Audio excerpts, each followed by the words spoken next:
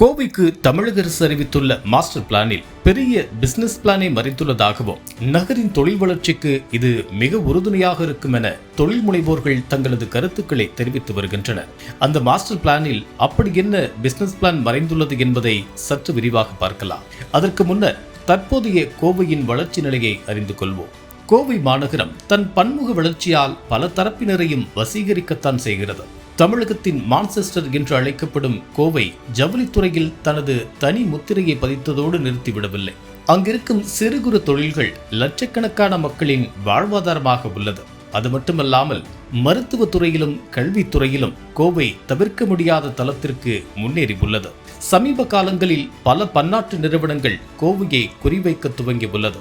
குறிப்பாக தகவல் தொழில்நுட்பம், உற்பத்தி மற்றும் ஆட்டோமொபைல் துறைகளில் கோவையின் வளர்ச்சி அபரிவிதமாக உள்ளதால் தமிழகத்தின் பொருளாதார முக்கியத்துவம் வாய்ந்த நகராக உள்ளது. அமேசான், காக்னிசன்ட், விப்ரோ உள்ளிட்ட பல பன்னாட்டு நிறுவனங்கள் கோவையின் பக்கம் திரும்பி உள்ளன.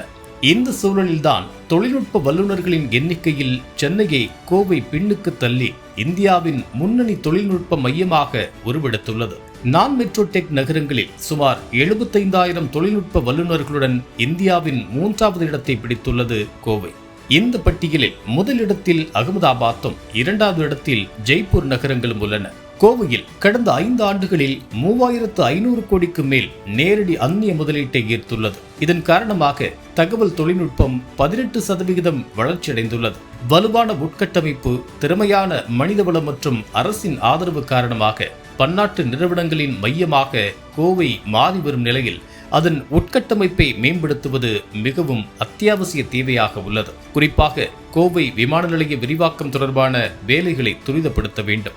மொத்தம் 632.95 ஏக்கர் நிலம் விரிவாக்கத்திற்காக அடையாளம் காணப்பட்டுள்ளது. அதில் 468.83 ஏக்கர் தனியார் நிலம், 133.32 ஏக்கர் பாதுகாப்பு அமைச்சக நிலம் மற்றும் 29.80 ஏக்கர் அரசு புறம்போக்கு நிலமாகும். பல காரணங்கள் மூலமாக விமான நிலைய விரிவாக்கத்திற்கு நிலங்களை கையகப்படுத்துவதில் சுணக்கம் இருந்தது.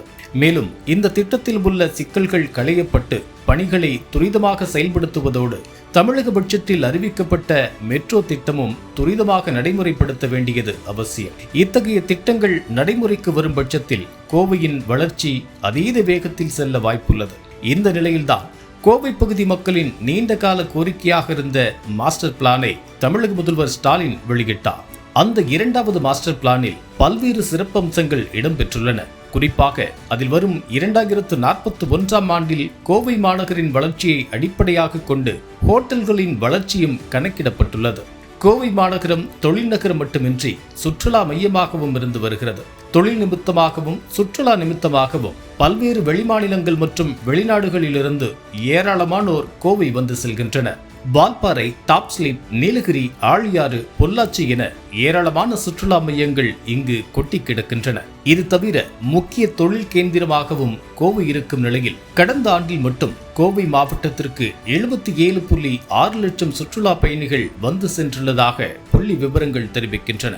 தற்போதைய சூழலில் கோவை மாவட்டத்தில் 3000 ஹோட்டல்கள் மட்டுமே இருக்கும் நிலையில் 2041ஆம் ஆண்டில் இதன் தேவை 12,112 ஹோட்டல்களாக இருக்கும் என கோவை மாஸ்டர் பிளானில் கணக்கிடப்பட்டுள்ளது.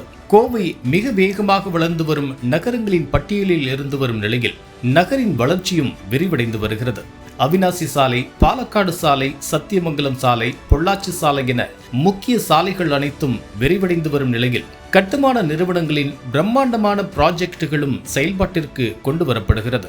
மேற்கு புறவழி சாலையும் அமைக்கப்பட்டு வருவதன் காரணமாக கோவை நகரின் அனைத்து பகுதியிலும் விரைவாக வளர்ச்சியடைந்து வரக்கூடிய நிலையில் ஹோட்டல்களின் எண்ணிக்கையும் 3 மடங்காக அதிகரிக்க வேண்டிய தேவை இருக்கின்றது என்பதை மாஸ்டர் பிளான் மூலமாக தமிழக அரசு உறுதிப்படுத்தியுள்ளது. 3 மடங்காக ஹோட்டல்களின் எண்ணிக்கை அதிகரிக்கும் பொழுது அதற்கேற்ற வேலை வாய்ப்புகள் ஏற்படுவதுடன் தரமான தங்குமிட வசதிகளும் சுற்றுலா பயணிகளுக்கும் வெளிமாநிலத்திலிருந்து இங்கு வருபவர்களுக்கும் ஏற்படுத்தி கொடுக்க முடியும் என்பது குறிப்பிடத்தக்கது. அடுத்த 15 ஆண்டுகளில் கோவைக்கு மாஸ்டர் பிளான் மூலமாக ஒரு மெகா பிசினஸ் பிளானையும் அதன் மூலம் ஏற்படவிருக்கும் வளர்ச்சி கட்டமைப்பு மேம்பாட்டையும் தற்போதே கவனத்தில் கொண்டு மாஸ்டர் பிளான் தமிழக அரசால் கவனத்தில் எடுத்துக் கொள்ளப்பட்டிருப்பது குறிப்பிடத்தக்கது.